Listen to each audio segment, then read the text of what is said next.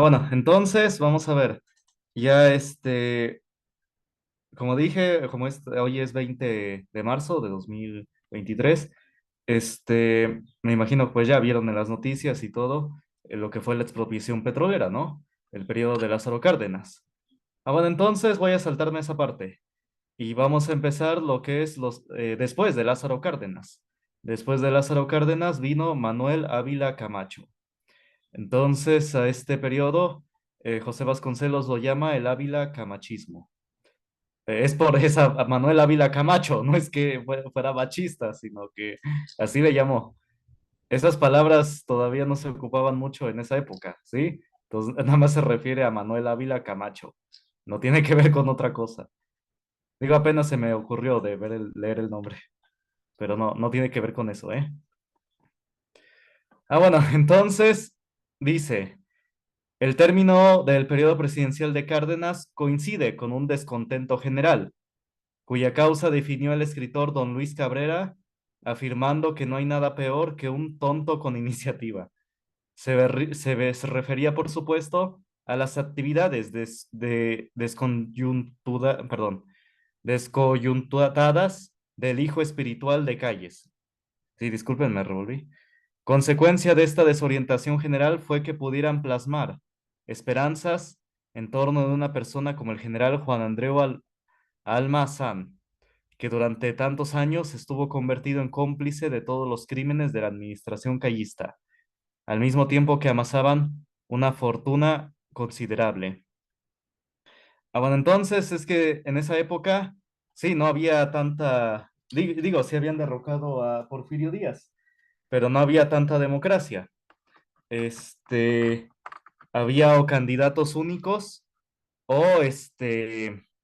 o simplemente el que elegían como presidente era, como decían, a dedazo. Eso siempre fue prácticamente desde Plutarco Elías Calles, después de Plutarco Elías Calles. Bueno, más bien sí, desde que entró al poder. No, en sí no, sí había democracia, pero era nada más una pantalla. Se elegían los presidentes, un grupo es el que elegía a los presidentes, no lo elegían el pueblo, las personas. La votación era solamente una pantalla, no en sí no había democracia. Entonces, por eso es que aquí estaban viendo quién iba a entrar de presidente, si Juan Andreu Almazán, pero después, entonces entraría Manuel Ávila Camacho. Entonces sí, era a dedazo, como dicen. No sé si lo han oído por ahí, esa frase, que elegían el presidente a dedazo. Y actualmente, pues sí, ya hay más apertura a una democracia, pero se los voy a comentar quizás en la tercera sesión o al último. Vamos a ver, vamos a seguir. Pero bueno, en esa época sí, de plano, ¿no? Era o candidatos únicos o bueno, de plano, era una pantalla lo de las elecciones. En realidad no se tomaban en cuenta. Bueno, entonces estaban viendo si iba a entrar Juan Andreu Almazán. Vamos a seguir. Desde hacía tiempo, Almazán había estado desarrollando una política de acercamiento personal con Washington y muy especialmente con el presidente Roosevelt.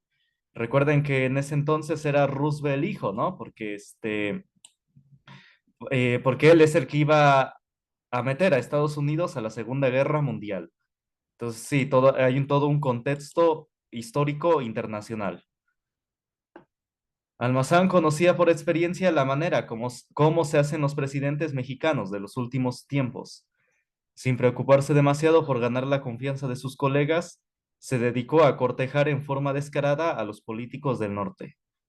El gobierno cardenista se le adelantó, cumpliendo por anticipado cuanto Washington sugería. Desde fuera del gobierno era imposible que Almazán diera más que sus rivales. Bueno, esto es sí un poco controversial. Algunos dicen que sí, la expropiación fue una sugerencia de quizás de Estados Unidos. Es que miren, hay grupos de poder. A ver, aquí voy a parar un poco la grabación. Bueno, entonces, sí, por ahí dicen que sí, que antes de la expropiación petrolera, las concesiones estaban en manos de extranjeros y que no pagaban nada. Por ahí dicen que esos extranjeros, la mayoría eran de raza judía. Entonces, por eso ahí hubo, en esos años hubo un pleito, un pleito entre Estados Unidos y este grupo. Entonces, por eso Estados Unidos le sugirió a México expropiar el petróleo, y así le iba a afectar a este grupo. ¿Sí se entiende? Ya actualmente Estados Unidos, o las anglosajonas, ya se apoderaron de una gran parte del petróleo de México. Fue pues sí, con las políticas de Peña Nieto, ¿no? Entonces, pero en esos años no era tanto Estados Unidos, sino este grupito. Entonces, es lo que dicen, que hubo un pequeño desacuerdo entre ellos y de ahí surgió la expropiación petrolera. Esto sí, también es mucho a debate, hay que leer demasiado. Entonces, nada más lo lanzo este comentario como un poco a que sea debate, ¿no? A que ustedes si quieren investigar más. Pero bueno, pero de que este grupo estuvo en México, sí, aquí lo menciona José Vasconcelos y lo menciona en otras partes, que estuvo este grupito en la historia de México, desde la Reforma y más tarde y sí, estuvo presente, estando presente. Ah, bueno, dudas, comentarios hasta acá.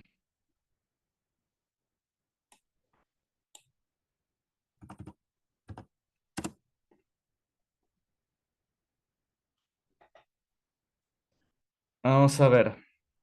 Entonces, sí, es un poco a controversia, es este enunciado. El gobierno cardenista se le adelantó, cumpliendo por anticipado cuanto Washington sugería. Ah, bueno, entonces, vamos a seguir. Ah, bueno, ya los almazanistas olvidaron que, si bien su candidato era hombre de capacidad personal notoria, al mismo tiempo su egoísmo calculado y frío, en el momento decisivo, echaría por tierra todas las posibilidades de éxito. Almazán se limitó a pulsar las reacciones de Washington para someter a ellas sus planes. Esto es algo que hacen todos los presidentes. Necesitan tener el visto bueno de Estados Unidos, porque queramos o no, sí influencia, sí tiene una influencia más bien. Entonces, todos los candidatos tienen que tener el visto bueno de grupos de poder. Uno de esos grupos es pues Estados Unidos. Entonces, sí, eso es algo que todos los presidentes, todos han tenido que hacer, ¿sí? Prácticamente desde la reforma han tenido que tener el visto bueno de Estados Unidos. Algunos se la han llevado así, más o menos, así que inteligentemente se la han llevado con Estados Unidos. No han sido una sumisión completa, se la han llevado inteligentemente con Estados Unidos. Algunos, ¿eh? Pero ya otros sí ha sido una sumisión total. Entonces, no digo que hay que pelearse con Estados Unidos, sino que sí, como he dicho, hay que llevársela inteligentemente. No hay que pelearse ni hay que cortar las relaciones, ni nada. Hay que llevársela inteligentemente. Porque queramos o no, pues sí tiene mucho poder Estados Unidos. Bueno, ya su poder, su influencia está en decadencia, pero aún así tiene todavía una fuerza, ¿no? Ah, bueno, entonces, vamos a seguir.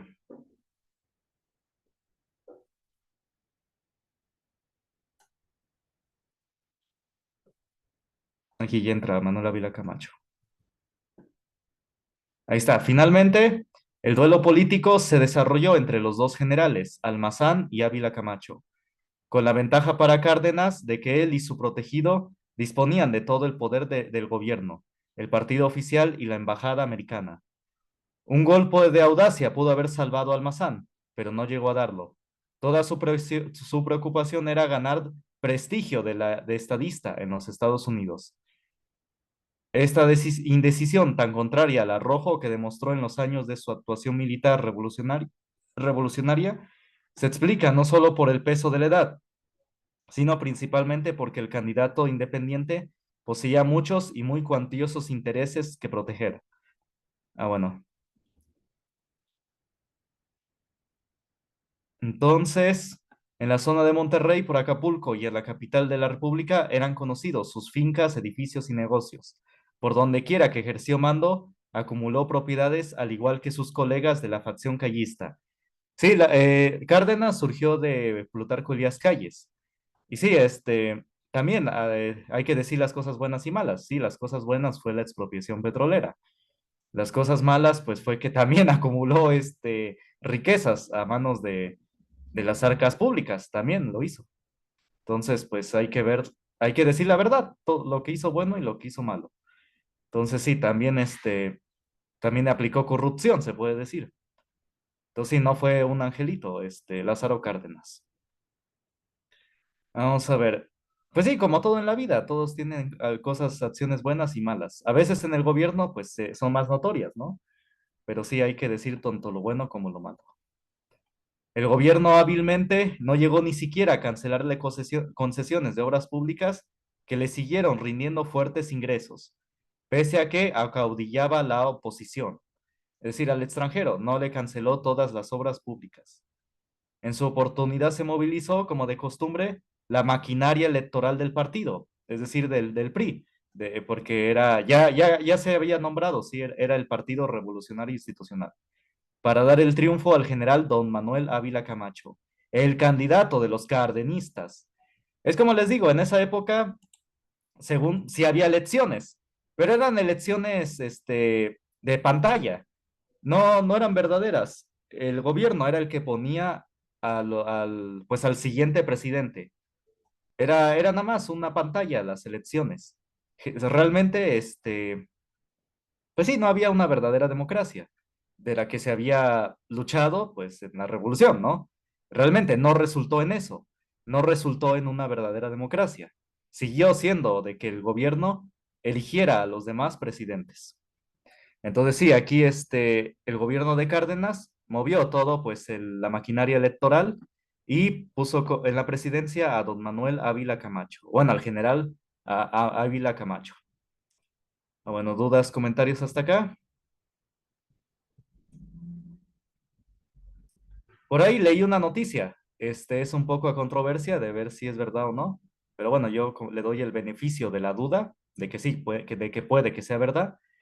Hace tiempo, hace años, leí una noticia de que cuando fueron las elecciones para elegir a Manuel Ávila Camacho, este, dicen que hubo una revuelta en una casilla. Hubo pues sí, una revuelta, que la gente empezó ¿cómo se dice? A protestar en la Ciudad de México, en una casilla de la Ciudad de México.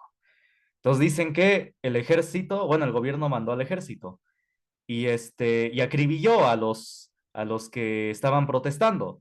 Mató y los acribilló, tanto que había sangre en las calles y en las paredes. Y dicen que como Cárdenas, Lázaro Cárdenas, iba a votar en esa casilla, le tocaba votar, llegó los bomberos y tuvieron que lavar así de emergencia con agua, pues les digo, los bomberos con el agua, a lavar la sangre en las calles y en las paredes. Entonces, y limpiaron todo, ya para que el presidente Cárdenas llegara a votar. Entonces, sí, sí hubo revueltas en su gobierno, no fue así todo un paraíso, su gobierno. Es una anécdota que contaba ahí un periodista, no me acuerdo cómo se llama, pero sí, es lo que decía, que cuando fue a votar Lázaro Cárdenas, sucedió eso, una revuelta que fue oprimida brutalmente.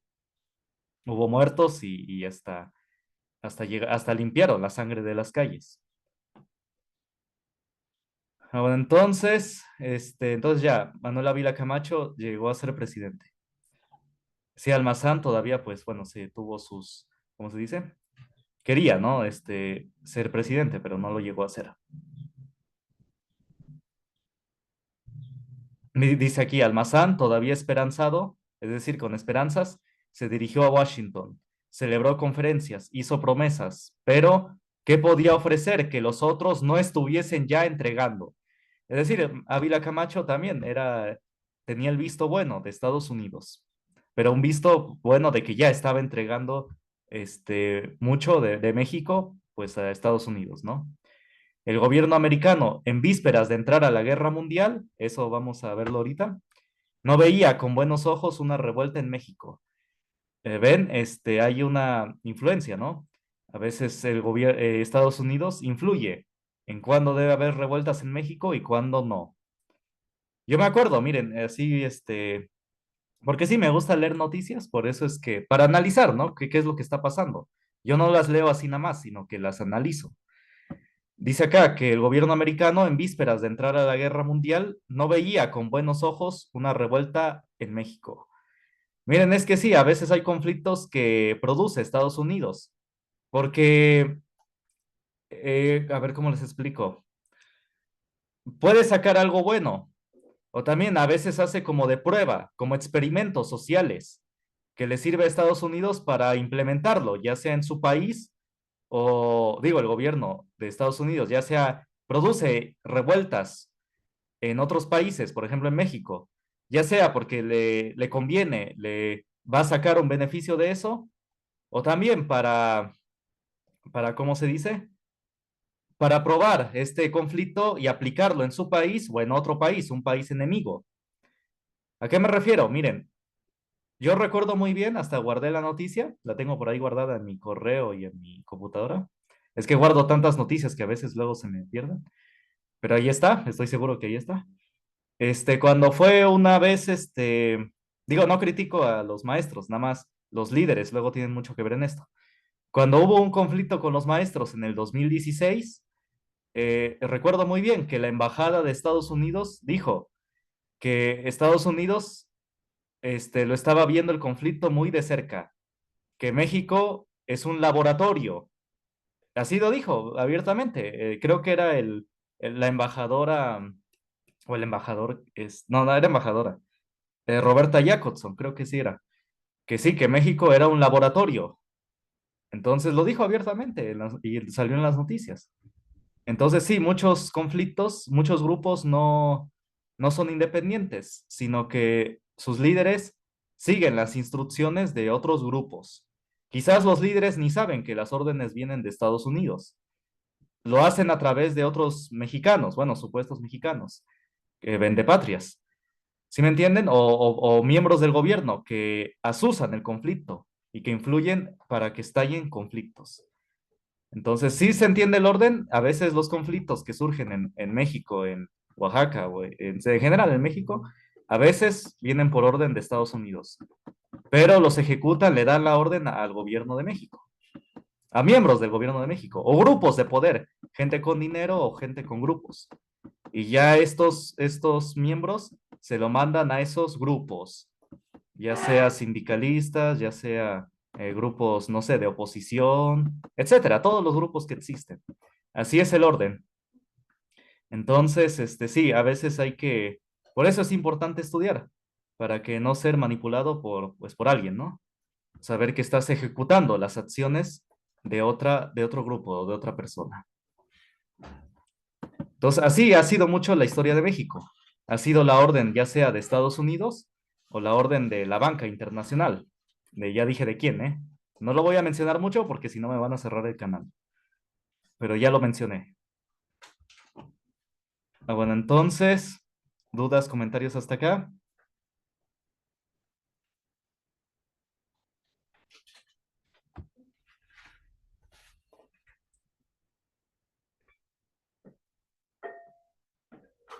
Ah, bueno.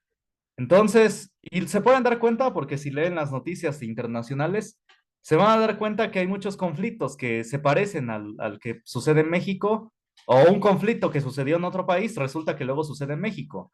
Es que sí, miren, el dinero, bueno, de estos grupos que ya mencioné, la banca internacional, de ya saben quiénes, y Estados Unidos, bueno, Estados Unidos pues ya tiene un poder militar, ¿no? Y es un poder ya más, y ya tiene otro tipo de poder.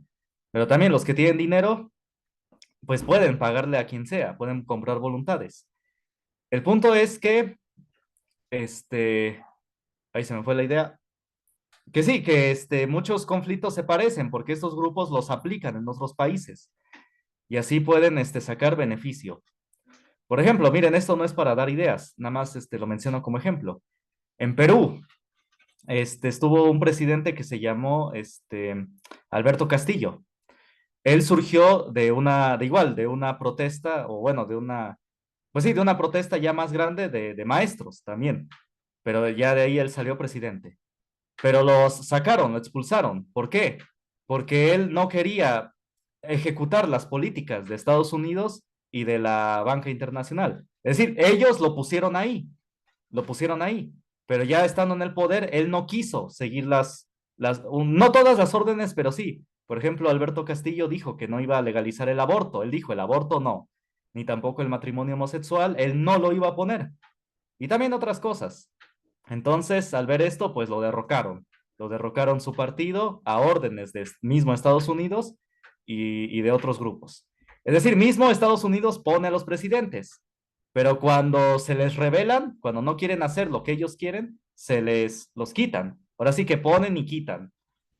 Entonces sí es un ciclo vicioso, que entonces casi generalmente no surge de que el presidente surja del pueblo, del país, y lo quita el pueblo al país, no, lo pone otro país y lo quita a otro país. Generalmente siempre así es, un ciclo vicioso.